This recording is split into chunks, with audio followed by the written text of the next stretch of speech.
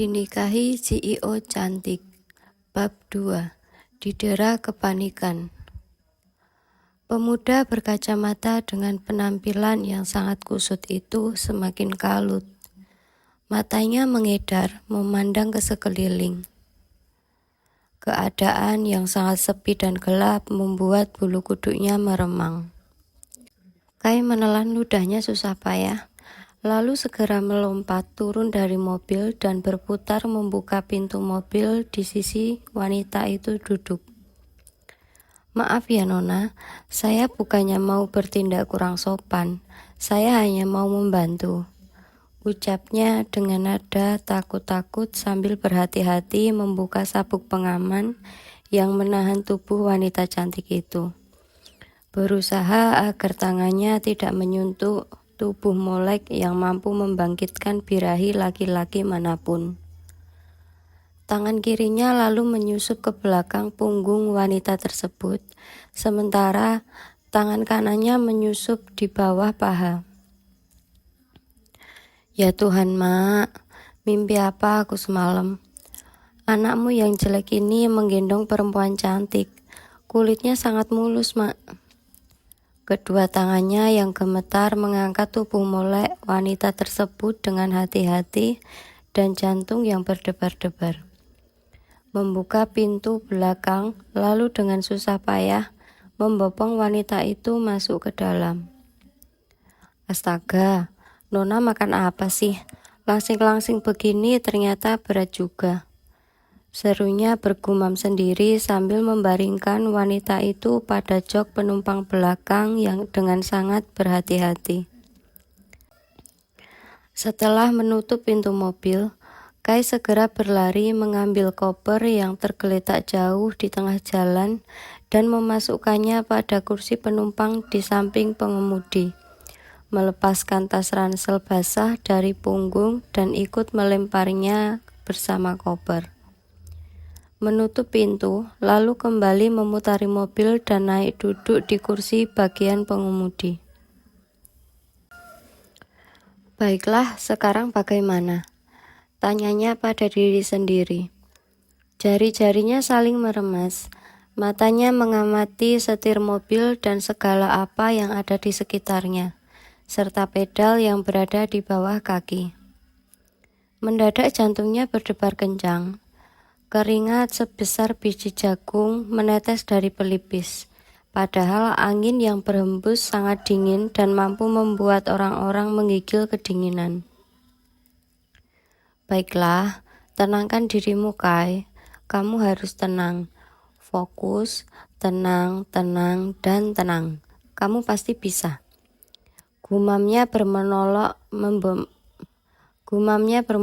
mencoba menenangkan diri sendiri. Menarik napas panjang dan membuangnya pelan. Melakukannya berulang kali. Bukannya tenang, tapi tubuhnya malah semakin gemetaran dan berkeringat dingin. Astaga, bagaimana bisa tenang kalau aku sama sekali tidak bisa menyetir? Pekiknya mengacak-acak rambut, membuka pintu mobil, melompat turun dan menendang-nendang ban mobil dengan frustasi. "Astaga ya Tuhan, kenapa hari ini aku sial begini? Astaga ya Tuhan, kenapa hari ini aku sial begini? Baru sampai saja sudah kecopetan, kelaparan, kehujanan, ditabrak sama wanita mabuk yang cantiknya Masya Allah, seperti minta dinikahin ya Tuhan. Dan sekarang, astaga, aku harus bagaimana?" Tak tahu harus berbuat apa, lelaki itu malah meluruhkan tubuh, duduk berjongkok dan bersandar pada badan mobil Porsche mewah keluaran terbaru yang sialnya lagi baru disadarinya jika harga mobil itu pasti sangat mahal. Dan ia baru saja memecahkan salah satu kaca jendela, membuatnya semakin mengacak-acak rambut dan meracau tidak jelas merutuki kebodohannya. Hampir 1 jam lamanya, lelaki muda itu berjongkok gelisah dengan mata yang menerawang jauh ke ujung jalan. berharap ada satu orang bodoh lagi yang mau berkeliaran dalam keadaan dingin menusuk begini. Sampai akhirnya harapannya terwujud. Dari kejauhan muncul setitik cahaya terang berpedar kekuningan yang semakin mendekat ke arahnya. Segera Kai bangkit berdiri dan melangkah ke tengah jalan sambil melambai-lambaikan kedua tangannya di udara meminta kendaraan roda 2 itu berhenti. Tampak laki-laki parubaya berjaket tebal dan mengenakan peci di kepala, mengerutkan kening memindai keseluruhan penampilan Kai. Melihat ekspresi bapak itu yang terlihat waspada sekaligus takut padanya, Kai segera memberi salam. Assalamualaikum. Waalaikumsalam, jawab bapak itu sedikit ragu. Demi Allah, saya bukan orang jahat, Pak, ucap Kai cepat. Maaf sudah menghadang jalan bapak. Nama saya Kai, saya cuma mau minta tolong pada bapak, ujarnya dengan nada mendesak. Minta tolong? Minta tolong apa?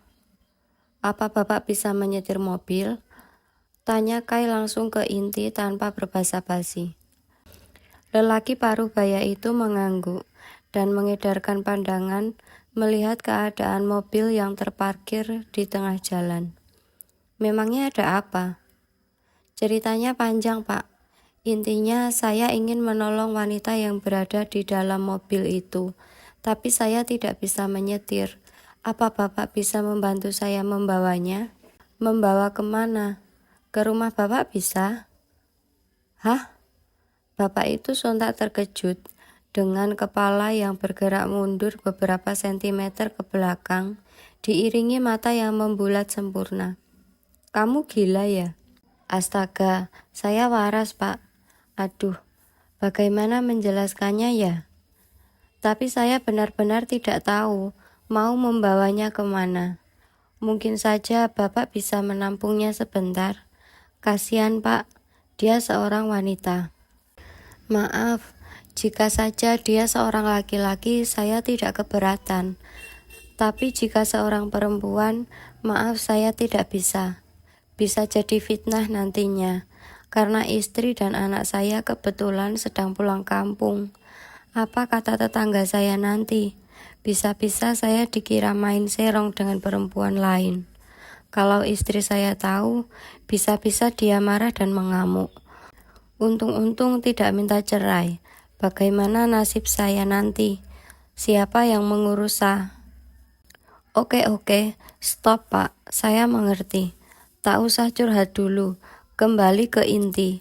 Jadi bagaimana, Bapak mau membantu saya kan? Tanyanya menyela. Bapak itu mengangkat kepala. Bapak akan bantu sebisanya, tapi perempuan itu siapa? Saya tidak tahu, Pak. Tadi dia yang menabrak saya, tapi malah dia yang tak sadarkan diri. Yang jelas dia sangat cantik, pakaiannya seksi, dan tubuhnya Masya Allah. Bapak sebagai laki-laki pasti akan kejang-kejang bila melihatnya. Terang Kai dengan sangat serius.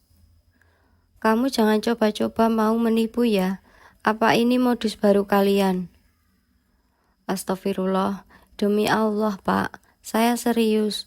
Coba lihat sendiri. Merasa penasaran, bapak itu mematikan mesin, turun dari motor dan menghampiri mobil, lalu mengintip masuk lewat jendela yang pecah. Astagfirullah, kepala bapak itu refleks menggeleng-geleng. Cantik dan seksi kan Pak? Kejang-kejang nggak Pak? Tidak juga. Istri saya tak kalah cantiknya waktu muda dulu. Kilahnya. Berdehem, dan menelan ludah susah payah. Lalu segera mengalihkan pandangan. Terus kenapa dengan jendela ini? Itu saya yang memecahkannya Pak. Innalillah, pasti biayanya mahal ini. Spontan bapak itu berucap dengan mata yang mengamati bingkai jendela. Astaga Pak, jangan ingatkan itu dulu. Fokus sama wanita ini dulu. Memangnya dia kenapa? Sepertinya mabuk, Pak. Dia bawa alkohol. Astagfirullah, wanita muda zaman sekarang. Coba bangunkan dan tanya di mana rumahnya. Andaikan semudah itu, pasti saya tak akan pusing begini, Pak. Kalau begitu, coba cari identitas dirinya. Itu juga sudah, Pak. Tidak ada apapun. Lalu bagaimana? Itu dia, Pak. Saya juga bingung. Kenapa tidak dibawa ke rumahmu saja? Salahnya saya nggak punya rumah di sini, Pak. Saya baru saja tiba di kota ini dan malah mendapat sial secara beruntun. Itu barang-barang saya saja sudah amburadul begitu, Pak. Kai menunjuk koper dan tas ranselnya yang basah di kursi penumpang depan. Bapak itu hanya menggeleng-gelengkan kepala. Bagaimana kalau dibawa ke kantor polisi saja? Bapak yakin dia akan aman di sana? Ya kamu temani dia di sana. Ya nggak bisa, Pak. Saya harus segera sampai di kos sebelum pagi. Kalau tidak, ibu kosnya akan menyewakan pada orang lain, keluhnya. Bagaimana kalau Bapak saja yang menemaninya di kantor polisi? Lah, kok lempar ke saya lagi? Kamu saja. Duh, sumpah Pak, saya nggak mau berurusan di kantor polisi. Apalagi saya. Duh, ribet juga. Dua manusia berjenis kelamin yang sama, tapi berbeda generasi tersebut, sama-sama saling terdiam dan tampak berpikir serius. Bagaimana kalau bawa ke hotel saja, Pak? Usul Kai. Bapak itu memicingkan mata, menatap curiga pada pemuda di hadapannya. Kai spontan menggeleng menyadari isi pikiran bapak itu.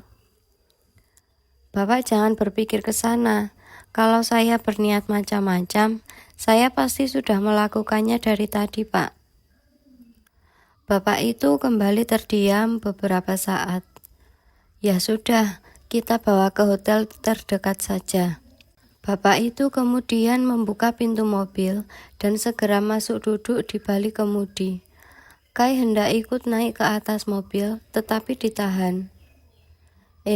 Kamu nggak usah ikut naik, larang bapak itu. Lah terus saya gimana, Pak? Masa ditinggal di sini?